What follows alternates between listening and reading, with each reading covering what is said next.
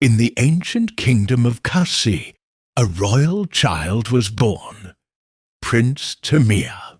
He was radiant in appearance with bright, pure eyes. The king and queen cherished him as their dearest treasure, hoping that one day he would succeed the throne. Yet, deep within his heart, Prince Temiya remembered the suffering of his past life.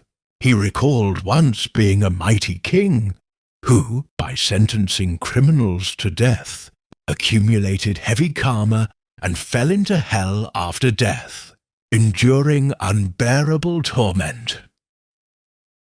In this new life, though born a prince, he vowed never to repeat such a mistake. Thus, he made a resolute determination.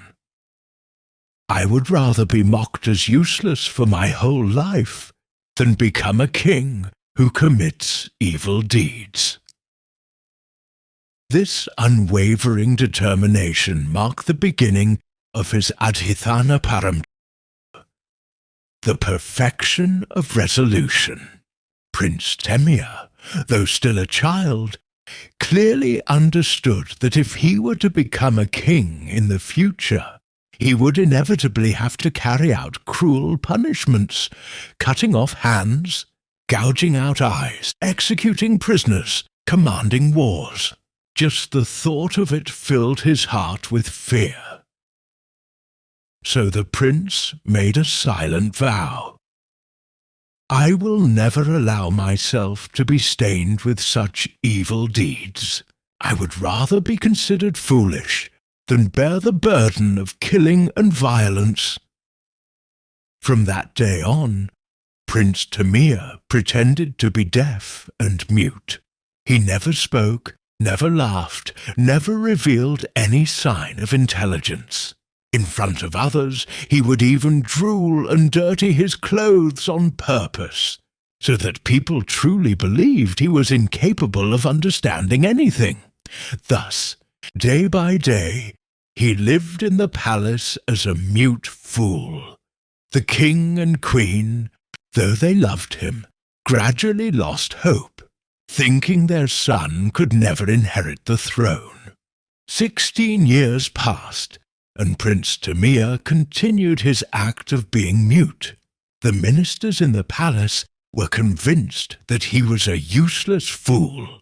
The king and queen, though filled with sorrow, finally yielded to the pressure of their ministers and ordered that the prince be removed from the palace. According to ancient custom, a prince unfit to rule was to be secretly taken into a desolate forest and buried alive. So the king summoned a trusted charioteer and commanded, "Take the prince to a distant forest. Do not bring him back alive." The charioteer's heart was heavy with grief, yet he dared not disobey. With tears in his eyes, he harnessed the horses and drove the chariot, carrying the silent prince towards the wilderness. The charioteer finally reached a remote forest, where silence hung heavy in the air. Only the sound of wind and distant birds echoed through the wilderness. With trembling hands, he took up a spade, ready to dig a grave for the prince. But his heart was torn with anguish. He muttered softly, "O prince, you were born to inherit the throne, yet you chose to appear foolish. Why must you suffer such a fate? I am bound by the king's command, yet how can I bury one so innocent?" At that moment, Prince Temiya rose gracefully, like the moon emerging from the dark night. For the first time in 16 years, he spoke, his voice steady and filled with compassion. "Good charioteer, do not fear. I am not foolish nor useless. I have long understood that the life of a king is steeped in punishment and violence. That is not my path. I renounce the throne to protect the purity of the Dhamma."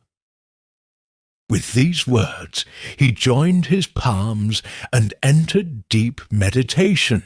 Instantly the earth trembled slightly, and radiant light shone from his body. Trees seemed to bow. Birds fell silent. The whole forest bore witness to this sacred moment. The charioteer was astonished and fell to his knees in awe. Prince Temiya then spoke with serene kindness. "Go, return to my parents and the ministers. Tell them that I renounce the throne and choose the path of renunciation. Neither wealth, nor power, nor glory can turn me away from the truth." With tears streaming down his face, the charioteer bowed, realizing he had witnessed the rising of a true saint.